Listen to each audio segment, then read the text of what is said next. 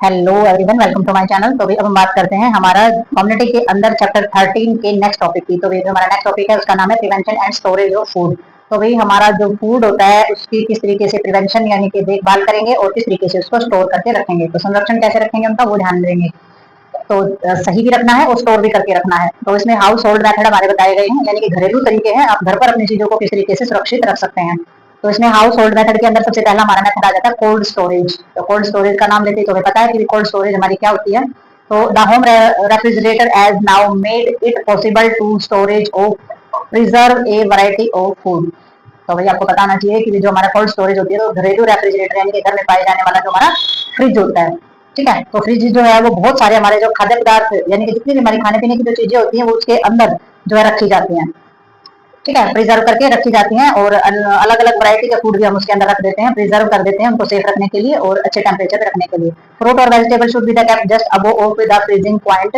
और फ्रूट और वेजिटेबल्स हमारी जो होती हैं उनके लिए हमारा जीरो पॉइंट जो हमारा यानी कि 0 डिग्री सेल्सियस से लेकर के 31 डिग्री सेल्सियस से 33 डिग्री हमारा जो फारेनहाइट तक का जो टेम्परेचर है वो हमारा मेंटेन करना चाहिए, यानी कि फल और सब्जियां गले ना खराब ना हो, ठीक है। तो मीट एंड बटर आर, तो मीट और बटर जो होता है उनके लिए जो हमारा तापमान होता है वो भी देखते हैं आगे।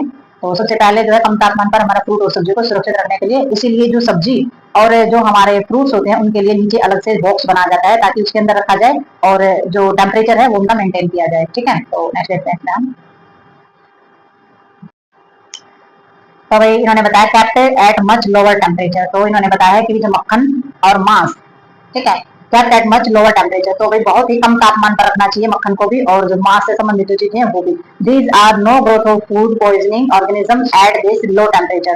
तो इसमें जो हमारा जो कम तापमान पर जो हमारे खाने पीने की जो हमारी चीजें होती हैं, तो जैसे कि हमारे जो पॉइजनिंग वाली जो चीजें होती है, पॉइजनिंग यानी कि जो हमारी जहरीली जो चीजें होती है, जो जहरीले ऑर्गेनिज्म होते हैं हमारे, इट इज लो टेम्परेचर। तो इसमें क्या हो जाता है, जो हमारा कम तापमान जो होता है उसमें जो खाद्य पदार्थ के अंदर जो हमारी जहरीली चीजें होती है यानी कि सूक्ष्म जीव जो होते हैं उनका विकास नहीं होता है, डेवलप नहीं होते। No growth of food poisoning organism at the low temperature, ठीक है। तो जो कम तापमान पर जो हमारे जो जहरीले जो सूक्ष्म जीव होते हैं उनका विकास नहीं हो पाता है। ज्यादा टेम्परेचर पर हमारा क्या हो जाता है, जो उनके अंदर पाए जाने वाले जितने भी हमारे माइक्रो ऑर्गेनिज्म होते हैं तो उनकी ग्रोथ होनी स्टार्ट हो जाती है, ठीक है। इसलिए कम टेम्परेचर पर उनको रखा जाता है। नेक्स्ट हमारा इसके अंदर आ जाता है ड्राइंग एंड द डिहाइड्रेशन। तो सुखाना या फिर डिहाइड्रेशन जिसके अंदर पानी की कमी होती है, निर्जलीकरण हम इसको बोल देते हैं, ठीक है। During drawing remove water and in the absence of the water micro organism can not grow. तो भाई इनका कहने का मतलब ये है कि सुखाने के लिए क्या किया जाता है, चीजों का पानी रिमूव कर दिया जाता है। जब उन चीजों को सुखाते हैं तो सुखाने के लिए पानी निकाल दिया जाता है और एब्सेंस ऑफ वाटर और पानी की जो कमी होती है तो सूक्ष्म जीव जो होते हैं micro organism can not grow. तो उसमें क्या होते हैं, सूक्ष्म जीव जो है वो ग्रोथ नहीं कर पाते हैं, ठीक है। तो हमारी क्या करेंगे, सबसे पहले पानी को अगर निकाल दिया जाए पानी की अगर कमी हो जाए तो माइक्रो ऑर्गेनिज्म जो है उनकी ग्रोथ रुक जाती है। Fruit fish and meat are the preserved by the dry. और जो भी फल होते हैं हमारे या फिर फिश होती है, ठीक है, फल है, मछली है या फिर मांस है, उसको सुखाने के बाद ही प्रिजर्व किया जाता है। यानी कि प्रिजर्व उसको जो संरक्षित जो तुम कर रहे हो प्रिजर्व करके जो रख रहे हैं तो उनको सुखा के यानी कि ड्राई ही करना चाहिए। पानी और मॉइस्चर जो है इसमें नहीं होना चाहिए, नहीं तो क्या होगा, माइक्रो ऑर्गेनिज्म की जो ग्रोथ है वो ज्यादा बढ़ जाएगी और खराब हो जाएंगी, चीजें सड़ जाएंगी। तो नेक्स्ट इसमें आ जाता है हमारा स्मोकिंग। तो स्मोकिंग यानी कि धुआं देना, स्मोकिंग का मतलब स्मोकिंग करना नहीं है। तो स्मोकिंग का मतलब है यहाँ पर कि मीट में be the cured with the smoke, smoke contain और the phenol which help in the preservation. तो अभी जो स्मोक होता है यानी कि जो धुआं जिसको हम धुआं बोल देते हैं, तो मांस को धुएं से संरक्षित किया जा सकता है। तो मांस से जो होता है उसको धुएं से हमारा जो उसका जो बचाव जो है वो किया जा सकता है, ठीक है। तो धुएं के अंदर क्या होता है, हमारा फिनॉल होते हैं, ठीक है। और ये क्या करते हैं, ये हमारा जो प्रिजर्व जो हम करके रख रहे हैं उसमें हेल्प करते हैं, यानी कि मांस वगैरह को प्रिजर्व करने के लिए धुआं वगैरह जो धुआं वगैरह जो दिया जाता है वो हमारा सही रहता है क्योंकि इसके अंदर होता है फिनोल्स और वो हेल्प करता है उसको प्रिजर्व करने में, सही सलामत रखने में, खराब होने से बचाने में। नेक्स्ट हमारा इसमें आ जाता है साल्टिंग एंड पिकलिंग, ठीक है। तो नमक लगाना या फिर अचार बनाना। तो अचार भी तो एक ऐसी चीज होती है ना कि जो बहुत लंबे समय तक हम स्टे करके प्रिजर्व करके रखना चाहते हैं, ठीक है। तो नमक लगाना और अचार बनाना, तो इसके अंदर क्या हो जाता है, साल्ट इज ए प्रिजर्वेटिव। तो साल्ट क्या होता है, नमक जो है क्या है, प्रिजर्वेटिव है, यानी कि प्री संरक्षण है। नमक अगर किसी चीज में आप डाल दोगे तो लंबे समय तक वो चीजें जो है खराब नहीं होती है। तो ये प्रिजर्व करने के लिए हमारी एक अच्छी चीज होती है लॉन्ग प्रिजर्वेशन के लिए। By adding certain of the condiments and the spicy along with salt contains food like of the mangoes vegetables meet and fish में बी द प्रिजर्व। तो वही हमारा जो नमक वगैरह होता है, नमक के साथ कुछ मसाले और कुछ जो चीजें स्पाइस वगैरह कुछ मसाले कुछ सामग्री जो हमारी मिलाई जाती है ना, तो उसमें सब्जियों के साथ हम मिलाते हैं, सामग्रियाँ मिलाते हैं, जैसे कि आम की सब्जी, आम है या सब्जियाँ हैं, तो मांस है, मछली है और कुछ खाद्य पदार्थ हमारे जो ऐसे होते हैं जिनको लंबे टाइम तक रखा जा सकता है। आम में मिलाने का क्या मतलब है, जैसे कि आम का अचार हम डालते हैं, तो उसमें क्या करते हैं, उसमें नमक और कुछ मसाले और कुछ सामग्री मिला के रख देते हैं और लंबे समय तक उसको खा सकते हैं। नींबू है, बहुत सारी वेजिटेबल्स हैं, उसमें मैंगो के साथ वेजिटेबल सारी आ गई, किसी भी चीज का आप गाजर का भी अचार डाल सकते हो, गोभी, बहुत सारी वेजिटेबल्स हैं जिनको ऐसे ही प्रिजर्व करके रखा जा सकता है। नमक उसमें डालना जरूरी होता है, ठीक है, तो वो प्रिजर्वेशन के लिए बहुत ज्यादा बेटर होता है। और मीट मछली जो है वो इनमें भी सहायता करता है प्रिजर्व करने में। आगे आता है हमारा कैनिंग। कैनिंग में क्या आ जाता है, कैनिंग होती है यानी कि कैन में बंद, यानी कि डिब्बा बंद रहना। कैन का मतलब हो जाता है कि बंद डिब्बे में जो चीजें हमारी होती हैं वो। तो home canning is the generally not of recommended unless the technique employed is a foolproof. तो अभी इन्होंने बताया कि डिब्बा बंद, घर में जो डिब्बा बंद करने की जो सलाह है आमतौर पर नहीं दी जाती है अभी, क्योंकि होम कैनिंग जो है generally not recommended unless of technique employed of the full proof. तो वही ये डिब्बा बंद करने वाली जो सलाह है नहीं दी जाती है घर पर, जब तक कि जो हमारी इस्तेमाल की जाने वाली जो चीजें होती हैं वो सही तरीके से, उनमें किसी भी तरीके की फुल प्रूफ जो है वो ये ना हो जाए कि जिसमें किसी भी तरीके की कोई गलती नहीं है। तो कैनिंग की जो हमारी चीजें होती है, डिब्बा बंद करने की जो हमारी जो सलाह है वो आमतौर पर नहीं दी जाती है घरों के अंदर, ठीक है, क्योंकि हमें पता होना चाहिए पहले उसकी जो हमारे जो टेस्ट वगैरह किए जाते हैं तो उसमें ये पता होना चाहिए कि ये जो टेक्निक है ये कंप्लीट है, इस टेक्निक में किसी भी तरीके की प्रॉब्लम नहीं है, जब तक नहीं की जाती, क्योंकि टेक्निक से ही बहुत ज्यादा संबंध होता है। क्योंकि जो हमारे अचार डालने की जो टेक्निक होती है वो सबके पास नहीं होती, सबका डला हुआ अचार जो है वो लंबे टाइम तक नहीं चलता है, यानी कि वो प्रिजर्व करने के लिए सही मात्रा में सही चीज डाली जाती है और सही टेम्परेचर पर जो डाली जाती है और सही कंटेनर में जो डाली जाती है, तो ही हमारी चीज जो है लंबे टाइम तक प्रिजर्व रह सकती है, ठीक है। अदरवाइज किसी भी चीज की अगर प्रॉब्लम है तो वो रेकमेंड नहीं की जाती, तो वो कैनिंग जो है वो हमारी सफल ही नहीं होती अगर टेक्निक में किसी भी प्रकार की प्रॉब्लम है तो, ठीक है। तो नेक्स्ट देखते हैं इसमें, तो नेक्स्ट हम बात करेंगे इसमें कमर्शियल मेथड की। कमर्शियल मेथड हमारे कौन से हो जाते हैं, कमर्शियल के अंदर आ जाता है जो कि बिजनेस से संबंधित हमारी चीजें होती है, व्यवसाय से संबंधित अगर हम कोई काम कर रहे हैं तो वो हमारे कमर्शियल मेथड के अंदर आ जाता है कि हमारे कौन कौन से तरीके हम ऐसे अपनाएंगे जो हमारे बिजनेस के लिए सक्सेस हो। तो सबसे पहले कैनिंग आ जाती है। कैनिंग में जब कोई भी चीज डिब्बे में पैक की जाती है तो वो हमारी कमर्शियल से संबंधित होती है, व्यवसाय और बिजनेस से संबंधित होती है, क्योंकि वो चीजें ट्रांसफर करनी होती है, ट्रांसपोर्ट के लिए देनी होती है और लोगों को डिस्ट्रीब्यूट करानी होती है, ठीक है। तो कैनिंग का जो सिस्टम होता है हमारा, डिब्बा बंद करके देने वाली जो चीजें होती है, डिब्बे में पैक करके देने वाली। तो various food, fruit, juice, milk, baby food, soup, fish are preserved by the canning. तो भाई अब कैनिंग जो डिब्बा बंद जो चीजें होती है तो बहुत सारी चीजें आजकल तो सभी डिब्बा बंद चीजें आने लगी हैं, जैसे कि फलों का जूस है, ठीक है, दूध है, बेबी फूड है, सूप वगैरह आते हैं और ड्राई टाइप में भी आते हैं दूध जो कि बस मिक्स किए जाते हैं, दूध भी ऐसे ही आता है ड्राई, ठीक है। और जो मिल्क जो होता है वैसे कि हमारा जो थैली वाला जो दूध होता है तो ये ड्राई और लिक्विड दोनों टाइप में हमारे आ रहे हैं। तो इसमें सारे के सारे जो है डिब्बा बंद के द्वारा ही हमारे कंप्लीट किए जाते हैं, कैनिंग इनकी की जाती है। The food is the first sterilized of the high temperature 135 degree से लेकर के 175 degree celsius for the short time, a matter of the few second, then cooled and filled in the pre sterilized container in the sterilized atmosphere. तो उसमें atmosphere के अनुसार तो हमारा चलना ही पड़ेगा, क्योंकि जो इन्वायरमेंट के हिसाब से ही हमारी ये चीजें की जाती हैं। तो सबसे पहले इन्होंने बताया डिब्बा बंद में कि जो फूड होता है सबसे पहले हमारा क्या करेंगे, भोजन जो भी है वो हमारा सबसे पहले जो उसका जो उच्च तापमान है यानी कि 135 डिग्री सेल्सियस से लेकर 176 डिग्री सेल्सियस पर थोड़े से समय तक उसको क्या किया जाएगा, कुछ सेकंड तक उसको क्या किया जाएगा, स्टरलाइज किया जाएगा, रोगाणुरहित करना मतलब कि, ठीक है। तो उसको प्रेस्टलाइज किया जाएगा। तो प्रेस्टलाइज करने के बाद उसको फिर थोड़ी देर तक ठंडा कर किया जाएगा, ठीक है। प्रेस्टलाइज करने के बाद उसको थोड़ी देर तक ठंडा कर दिया जाएगा, ठंडा करके उसको फिर स्टरलाइज वातावरण में और पूरा का पूरा स्टरलाइज कंटेनर में भरा जाता है। ये ध्यान जरूर रखना है, इन्वायरमेंट भी स्टरलाइज होना चाहिए, कंटेनर भी स्टरलाइज होना चाहिए हमारा, और हमारे जिस इन्वायरमेंट में आप वर्क कर रहे हैं वो भी हमारा पूरा का पूरा रोगाणु रहित एरिया होना चाहिए, यानी कि जो हमारे वहां की जो जगह होनी चाहिए वह भी रोगाणु रहित होनी चाहिए। तो उसमें जो उसको ठंडा किया जाता है और ठंडा करके ऐसे कंटेनर में भरा जाता है जो पूर्ण रूप से हमारा स्टरलाइज हो, तो किसी भी तरीके का ऐसी चीजें ना जाए कि वो खराब हो जाए। तो जो हमारा जो ये प्रोसेस होता है हमारा कैन वाला, तो इसका जो प्रोसेस होता है ये हमारा जो गर्मी के जो हमारी हीट होती है ना तो उसके प्रति बहुत ही ज्यादा वैसा होता है, यानी कि मतलब कि जो विटामिन होते हैं ना ड्यूरिंग प्रोसेस होता है कैनिंग, तो इसमें जो हीट के कारण है ना विटामिन का जो लॉस होना वो बहुत ज्यादा मात्रा में हो जाता है। तो उसमें मतलब बहुत ज्यादा सेंसिटिव जो चीजें होती है ना वो होती है, तो विटामिन जो है कुछ मात्रा में नष्ट हो जाते हैं इस प्रोसेस को लेकर। कैनिंग जो प्रोसेस होता है इसको बहुत ही संभल के बहुत ही ध्यान से किया जाता है, बहुत ही सारे के सारे स्टरलाइज चीजों का ध्यान रखा जाता है, टेम्परेचर का, एटमॉस्फेयर का, सभी चीजों का इतना ध्यान रखा जाएगा क्योंकि ये बहुत ही सेंसिटिव मामला होता है और उसमें जो विटामिन जो होते हैं कैनिंग प्रोसेस के दौरान बहुत सारे विटामिन नष्ट हो जाते हैं। फ्रीजिंग हमारी आ जाती है सेकंड नंबर पे। जो फ्रीजिंग जो होती है, फ्रीजिंग क्या होती है, जमाना किसी भी चीज को, a number of foods of the food vegetables meat fish and the preserve by the freezing technique at the 70.8 degree Celsius vegetable can be the preserve for the 8 to 10 month and meat for about 3 month. तो भाई इन्होंने बताया है कि freezing जो की जाती है यानी कि फ्रिज में जो हमारे रखे जाते हैं तो इसमें जो जितने भी हमारे खाने पीने की चीजें, फल है, सब्जी है, ठीक है, मास है। तो ये हमारी सारी के सारी जो टेक्निक यूज की जाती है इनको अच्छी तरीके से प्रिजर्व करने की, वो 17.8 डिग्री सेल्सियस पर, तो सब्जियां जिनको 8 से 10 महीने, और मास जो है वो लगभग 3 महीने तक इस तरीके से रखा जा सकता है। ठीक है, तो डीप जो हमारी फ्रीजिंग होती है वो इस तरीके से की जाती है। तो जो टेम्परेचर होता है वो मेंटेन करके रखना होता है। घर में हम अच्छे तरीके से टेम्परेचर मेंटेन करके नहीं रख सकते, क्योंकि उसमें सब्जियों के अलावा और भी चीजें हमारी रखी हुई होती हैं, तो हर तरीके से जो टेम्परेचर मेंटेन करके नहीं रख सकते हैं। तो 3 महीने तक हमारा मास और 8 से 10 मंथ तक हमारी जो वेजिटेबल्स होती हैं वो प्रिजर्व करके रखी जाती हैं। नेक्स्ट हमारा इसके अंदर आ जाता है केमिकल्स। तो केमिकल्स को हमारा काम आता है, किस चीज में काम आता है, खाने को जो हमारी चीजें होती है उनमें चेंजेस जो आते हैं। तो सर्टेन केमिकल्स इन्होंने बताया है कि भाई सर्टेन केमिकल्स जो हमारा बेंजोइक एसिड, सोडियम और बेंजोइट में भी the use of the preservation. ठीक है, तो जो हमारे कुछ रसायन होते हैं, कुछ केमिकल्स ऐसे होते हैं जैसे कि बेंजोइक होता है, बेंजोइक एसिड है, या सोडियम बेंजोइट है। ठीक है, ये लगभग इनका जो है प्रिजर्वेशन जो है वो किया जाता है, but there use of the secretly limited at the government regulation which of the prohibit in the use of the chemical for preserving food। तो भाई ये हमारे जो है यूज किए जाते हैं, इनका उपयोग जो है गवर्नमेंट के जो नियम दिए गए ना उनके अनुसार सख्त पाबंदी, प्रतिबंध है इनके यूज करने पर, कि भाई ये चीजें जो है वो खाने को प्रिजर्व करने में इस्तेमाल ना की जाए, क्योंकि खाने पीने का जो हमारे प्रिजर्विंग है इसमें जो रासायनिक जो हमारी चीज है, केमिकली का जो उपयोग है वो रोक लगाई जाती है, क्योंकि वो हमारी सेहत के लिए सही नहीं होता है। तो केमिकली प्रिजर्विंग जो होती है वो प्रोहिबिटेड कर दी गई है गवर्नमेंट के द्वारा। इस तरीके से हमारा जो फूड है वो प्रिजर्व करके ना रखा जाए, क्योंकि केमिकल की वजह से जो प्रिजर्व किया हुआ फूड है उसे कोई खाएगा तो वो पॉइजनिंग या फिर नुकसानों को हो सकता है।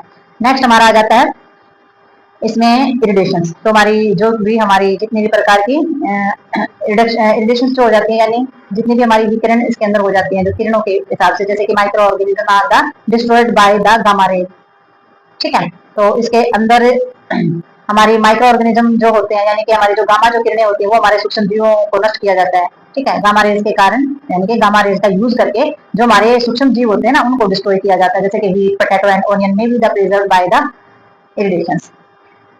ठीक है, तो इसमें जो हमारे आलू, प्याज और जो हमारे गेहूं जो होते हैं उनको भी संरक्षित किया जाता है, यानी कि भंडार जो हमारे होते हैं, जैसे कि भंडारण किया जाता है, स्टोरेज की जाती है ना गवर्नमेंट में, का जो गोदाम जो होते हैं उन्हें बहुत बहुत सालों तक के जो हमारे गेहूं होता है वो रखा जाता है। तो इन सभी चीजों का, ये जो हमारी जो चीजें होती हैं माइक्रो ऑर्गेनिज्म को खत्म करने वाली, तो ये हमारी क्या करती हैं, ये हमारा आलू है, गेहूं है, उन सभी चीजों को बचा करके रखती है, खराब होने से बचाती है, और उनमें होने वाले जो कीड़े और जो चीजें होती है उनसे बचाती है। ठीक है, तो ये हमारी क्या कहते हैं, इरिडेशन के अंदर ये हमारा आता है। तो नेक्स्ट देखते हैं इसमें हम, तो ये जो कुछ केमिकल मेथड भी होते हैं जो हमारे फूड प्रिजर्वेशन के लिए अच्छे रहते हैं। तो नेक्स्ट देखते हैं, तो अब हम बात करेंगे एडल्ट्रेशन ऑफ फूड। तो एडल्ट्रेशन ऑफ फूड में क्या जाता है, एडल्ट्रेशन का मतलब हो जाता है कि खाने में जो मिलावट की जाती है।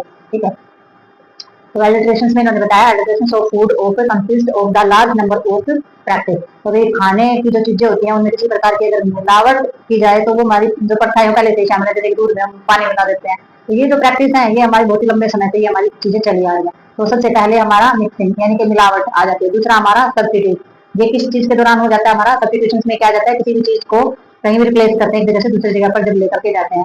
ठीक है, एप्लीकेशन आ जाता है, अमूर्त जिसको बोलते हैं। ठीक है, चीजों में जो है परिवर्तन आ जाता है। और वही इसमें काउंसिलिंग ऑफ क्वांटिटी, यानी कि जो उसके अंदर जो भी हमारी क्वालिटी वगैरह हो जाती है, यानी कि जो भी हमारी क्वालिटी यानी गुणवत्ता जो होती है उसको छिपा देती है। अगर खाने में मिलावट अगर किसी प्रकार का हो जाता है तो उसके जो गुण होते हैं वो तो छिपी जाएंगे, यानी कि उसके गुण कम हो जाएंगे। Putting of the decomposed food for sale, और जो सड़े हुए जितने भी हमारे खाने पाने की चीजें हैं वो बिक्री के लिए रखी जाती हैं।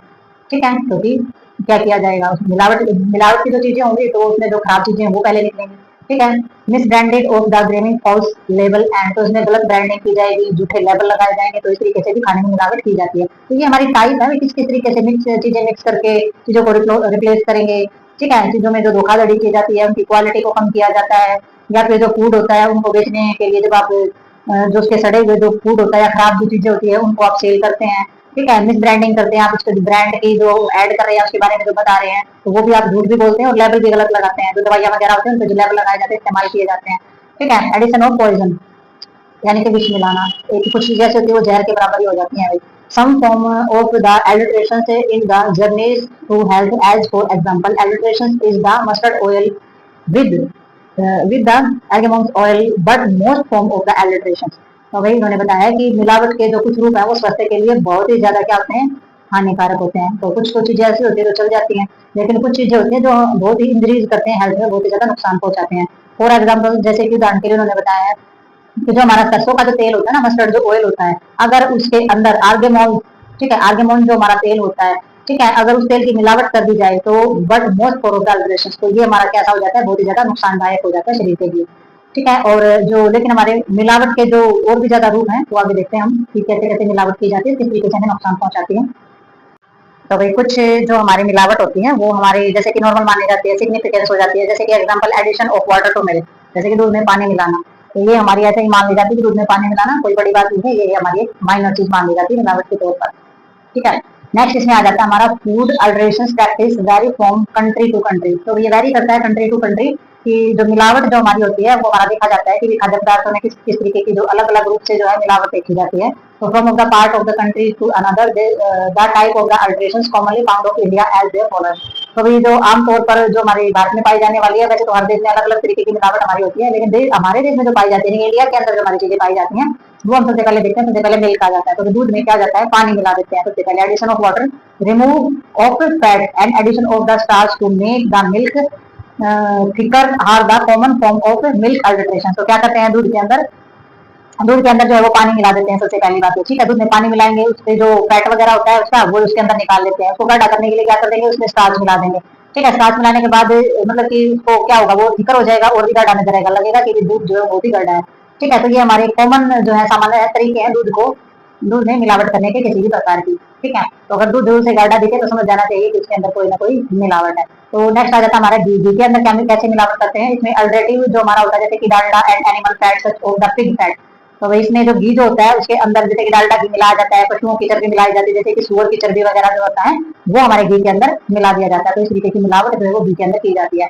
नेक्स्ट आ जाता है राइस एंड व्हीट, चावल और जो गेहूं होते हैं उसके अंदर क्या हो जाता है, mix the stone chips and the mud and the increase of the bulk, तो इसमें क्या करते हैं, चावल और आटा जो हमारा मतलब कि चावल और जो गेहूं आते हैं उनके अंदर कंकड़ पत्थर मिला दिए जाते हैं मिट्टी वगैरह के, ताकि वो उसके बल्क यानी कि वजन जो है उनका ज्यादा बढ़ सके, तो वो अगर बेच रहा है कोई तो उसमें ज्यादा उनको फायदा हो। ठीक है, तो चावल और गेहूं के अंदर क्या मिलाया जाएगा, कंकड़ पत्थर के जो टुकड़े होते हैं या फिर जो मिट्टी होती है वो मिलाई जाती है।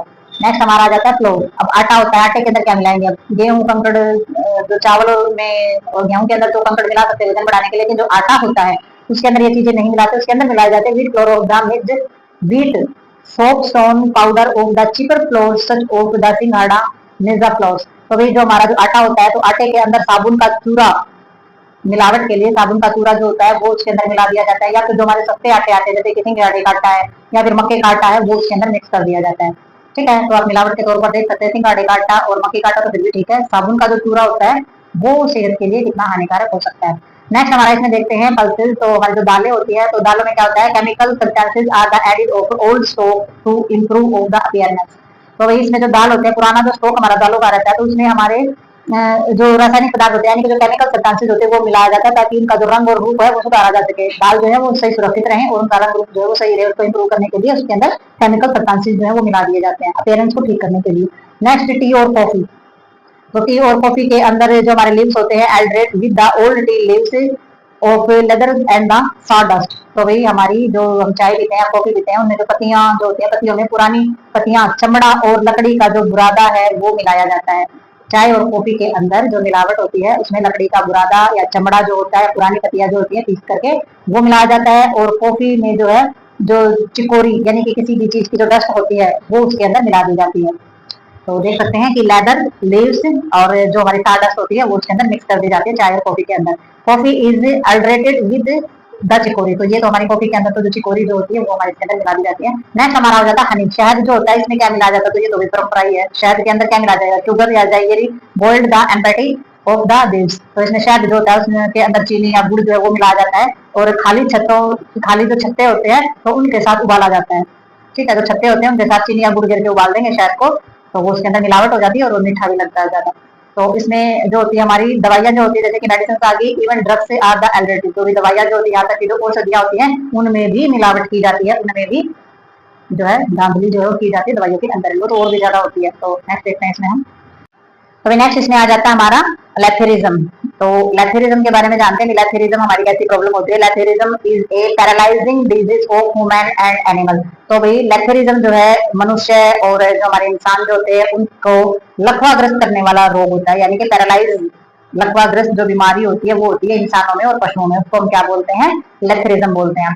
तो in the human it is refer to as the, जो हमारी जो कि नर्व से संबंधित होती है तो उसको क्या बोलते हैं, हमारी न्यूरोलैथरिज्म जो है वो बोला जाता है। यानी कि मनुष्य में ये जो न्यूरोलैथरिज्म भी इसको बोला जाता है क्योंकि नर्व से संबंधित हमारी समस्या होती है। It is the crippling disease of the nervous system characterised by the gradually development static paralysis of lower limbs occurring mostly in adult of consuming impulses या फिर latches of the sativus in the large quantities।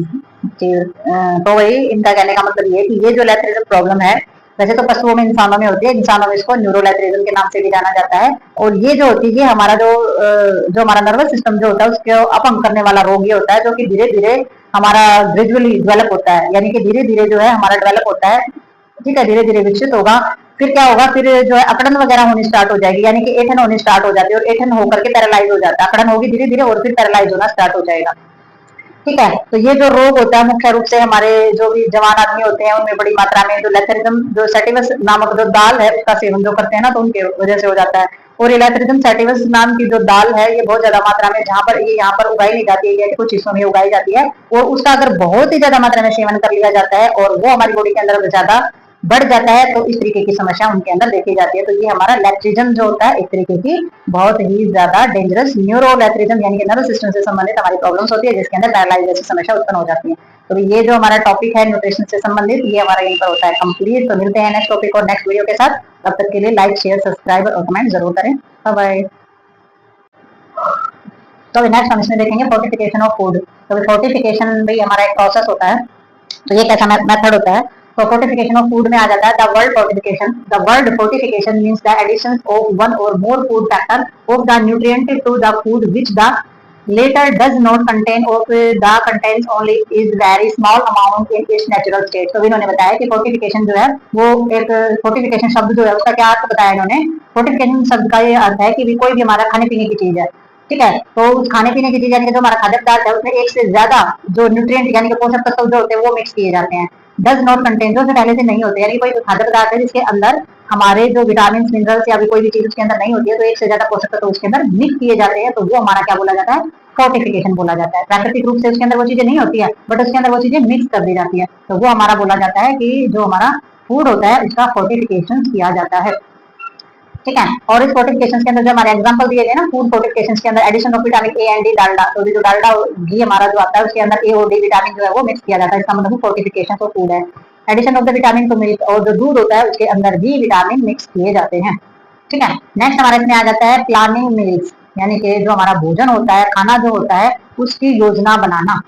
ठीक है, तो भाई इसकी जो हम योजना बनाएंगे तो वो किस तरीके की हमारी योजना रहेगी। इसमें सबसे पहले दिया है advantage of planning meals are, तो वे सबसे पहले जो भोजन की जो योजना बनाते हैं उसके फायदे क्या क्या होते हैं, क्यों हम प्लानिंग करके लेते हैं, कैसे नहीं ले सकते हैं। तो प्लानिंग करके लेने का मतलब क्या बताया इन्होंने, तो एडवांटेज हम देखेंगे it help in the selection of the wider variety of food. तो सबसे पहले ये हमारा जो खाने पीने की जो हम चीजें ले रहे हैं तो उसमें सबसे पहले हमारी किस चीज में मदद करेगा कि ज्यादा वैरायटी हमारे पास होगी तो हम उसमें से चूज कर सकेंगे चीजें, ये भी चीज है ये भी चीज है, उसमें से जो हमें पसंद आए वो सिलेक्ट करके हम खा सकते हैं, ज्यादा वैरायटी होगी तो। ठीक है, it is the possible to meet the nutrition requirement of all member of the family. तो भाई इसमें जो हमारा परिवार है, परिवार के जितने भी हमारे सदस्य होते हैं तो वो न्यूट्रिशन संबंधी यानी कि पोषण संबंधी जितनी भी उनकी जरूरतें होती है उनको पूरा करना भी संभव हो जाता है। ये भी अलग अलग चीज है। ठीक है, तो उसमें घर वाले जो होते हैं वो अलग अलग रिक्वायरमेंट करते हैं, अलग अलग सबका टेस्ट होता है, तो परिवार के अंदर वो चीजें भी संभव हो जाती है अगर हम प्लान करके चलते हैं मील्स को। It is the possible of thing of menu is prepare and serve to be the effective meal should be the plan for the several day at one times. तो इसमें ये किस तरीके से आपको हेल्प करेगा, मेन्यू तैयार करना सबसे पहले, और परोसना भी आसान हो जाता है। मेन्यू तैयार करोगे तो और सोचना नहीं पड़ेगा क्या बनाना क्या खाना, हर चीजें पूछते जाओगे तो चीजें कैंसिल होती रहेंगी, तो सबसे बड़ी प्रॉब्लम होती है। तो सबसे पहले इसमें क्या करेंगे, आप मेन्यू तैयार करेंगे तो इजीली आप उसको प्रिपेयर करेंगे और सर्व भी कर पाएंगे। मेन्यू तैयार करेंगे किसी से कुछ नहीं पूछना, वही बनाना है और उसी को सर्व कर देना है। ठीक है, तो वही पकाना है और उसको क्या करेंगे आप, जैसे भी आपने मेन्यू तैयार किया उसको आसानी से आपने परोसा, और जो भी किसी भी प्रकार की जो हमारे भोजन की जो भी हमारी प्लानिंग है कई बार कई दिनों के लिए जो है वो बना के रखनी चाहिए। जो मेन्यू बनाते हैं ना तो उस मेन्यू को हम 1 हफ्ते तक बना सकते हैं, 15 दिन का बना सकते हैं, 1 महीने का बना सकते हैं, और उसमें वैरायटी चेंज कर करके हम अपना खाना जो मेन्यू के अंदर डाल सकते हैं, ताकि हमें सभी प्रकार का खाना, सभी प्रकार के विटामिन और सभी प्रकार की जरूरतें हमारे साथ साथ पूरी होती रहे। उसके साथ साथ जो है अलग अलग वैरायटी का खाना हमें मिलता रहेगा, ताकि बोरिंग जो है वो भी टेस्ट नहीं होगा, टेस्ट भी हमारा बोरिंग नहीं होगा, और हमें सारे के सारा पोषण संबंधी चीजें भी मिलती रहेंगी। Factor that influence planning of meal, तो भाई भोजन की जो हम योजना बनाते हैं तो कौन कौन सी चीजें उसको प्रभावित करती हैं, किस तरीके से हमारा जो प्लानिंग है वो फेल हो जाती है। ठीक है, तो number factor influence the planning of meal, these are, तो भी सबसे पहले हम देखेंगे कि कौन सा फैक्टर जो है इन्फ्लुएंस कर रहा है हमारी प्लानिंग को मील्स की। सबसे पहले इनकम, कि भाई हम मेन्यू नहीं तैयार कर सकते, भाई हर रोज सब्जी जो है वो नहीं कर सकते हैं, तो सबसे पहले आय, जो आय के जो साधन है, पैसों की जो कमी होती है, तो वो सबसे ज्यादा इफेक्ट करेगी। फैमिली का साइज भी कर सकता है, कि परिवार छोटा है तो आप मेन्यू जो है जल्दी से उन्हीं के हिसाब से बना सकते हैं, लेकिन कहीं कहीं आप मेन्यू बनाते हैं तो उसे भी सक्सेस नहीं होने देते हैं अगर परिवार बड़ा है तो। ठीक है, रिलीजन, अगर आप धर्म के हिसाब से भी आपकी चीजें अलग हो जाती है, उस हिसाब से आप मेन्यू जो है वो नहीं बना पाते, कल्चरल हैबिट्स भी हो जाती हैं। ठीक है, जो संस्कृति हमारी आदतें जो बनी हुई है, किसी को कुछ खाने की आदत है, किसी को कुछ खाने की आदत है, तो वो भी हमारे मेन्यू में डिस्टर्बेंस करते हैं। ऑक्यूपेशन यानी कि जो हमारा व्यवसाय है, जो काम जिस तरीके काम कर रहे हैं, तो ये भी हमारी प्रॉब्लम क्रिएट कर सकती है। लेवल ऑफ नॉलेज, और अगर आपके अंदर किसी भी प्रकार की अज्ञानता है, अज्ञान का स्तर कम है, या आपको पता ही नहीं है कि मेन्यू क्या होता है, और खाने को किस तरीके से, मील्स को किस तरीके से प्लान करके खाया जा सकता है, किस तरीके से हमारे लिए बेनिफिशियल रहेगा, तो वो भी एक समस्या बन सकती है। In the poor country like India, ठीक है, अब इंडिया के जैसे कि गरीब देश में, भारत जैसे, भारत गरीब देश है, भारत जैसे गरीब देश में क्या होता है, where many can not think to even to secure meals a day. ठीक है, such of planning is out of the question, but the required more of nutrition education so that people can make the use of locally available food. तो भाई इन्होंने बताया कि कि भारत जो है हमारा, भारत जैसे गरीब देश में, जहाँ पर कई लोग जो हैं कई दिनों तक मतलब दो वक्त का भोजन भी जो नहीं कर पाते, मतलब कि ऐसे गरीब लोग भी हैं जो भिखारी वगैरह हैं, या फिर ऐसी जगह रहने वाले लोग हैं जिनको दो वक्त का खाना जो है वो भी टाइम से नहीं मिल पाता है। तो ऐसी जो किसी प्रकार की हम इस तरीके से अगर हम प्लानिंग करते हैं या योजना बनाते हैं, तो वो हमारी जो है संभव ही नहीं है उनके पास, तो वो उनको दो वक्त का खाना मिला तो वो क्या योजना करेंगे, वहां तो सब कुछ फेल ही हो जाएगा। तो यहाँ पे जो न्यूट्रिशन से संबंधित जो हमारी एजुकेशन है वो बहुत ज्यादा जरूरी है। ठीक है, तो इसमें जो है एजुकेशन जो है न्यूट्रिशन से संबंधित जो हमारी एजुकेशन है वो दी जानी बहुत ज्यादा जरूरी है, ताकि लोग जो है स्थानीय स्तर पर जितनी भी जो भी खाद्य पदार्थ उनके पास है उन्हीं को उपयोग में ला सके, यानी कि people can make the use of the locally available of food, उनके पास जो भी जितना भी जिस भी तरीके का खाना है वो कंज्यूम करें, वो खाएं, ताकि वो कम से कम भूखे ना रहें। तो प्लानिंग मील्स, जो हम अगर किसी भी मील्स को हम प्लान करते हैं तो उसके लिए बहुत सारी चीजें जो है हमारी अड़चन डालती हैं। अगर वो सारी चीजें फैमिली भी छोटी है, आपकी इनकम सही है, तो आप उस हिसाब से अपना जो डाल सकते हैं, वैरायटी भी चेंज कर करके डाल सकते हैं। बट कई बार होता है कि प्लानिंग मील्स जो होता है वो घरों में देखा जाता है कि पैटर्न जो है वो सेम ही रहता है, कि सुबह ये बनेगा तो सुबह ये बनेगा, दही लस्सी जो है वो डेली यूज की होती है, रोटियां जो अच्छी डेली यूज की होती है, अगर चेंज होता है तो उसमें क्या सिर्फ वेजिटेबल सब्जियां वगैरह जो है उन्हीं की चेंजेस पाई जाती है। ठीक है, तो कभी कभी कुछ कुछ चीजें जो है प्लानिंग के अंदर वो अननेसेसरी भी जैसे ही चेंज हो जाती है, मूड के ऊपर भी कोई चीजें खाने को अलग मन है तो वो भी प्लानिंग हो जाती है। लेकिन प्लानिंग मील्स का यहाँ पर मतलब है कि अलग से मेन्यू बनाया जाए और हमारे न्यूट्रिएंट के हिसाब से वो जो चीजें वो ली जाए, या फिर हेल्थ के हिसाब से मेन्यू बनाया जाए। तो हर किसी की हेल्थ अलग अलग होती है बड़ी फैमिली के अंदर, तो उसमें जो मेन्यू जो होता है वो सक्सेस नहीं हो पाता है। तो ये जो हमारा टॉपिक था ये हमारा सारा का सारा यहाँ पर हो चुका है कंप्लीट, और मिलते हैं नेक्स्ट वीडियो में नेक्स्ट टॉपिक के साथ। तब तक के लिए लाइक, सब्सक्राइब और कमेंट करते रहिए और पढ़ते रहिए। बाय।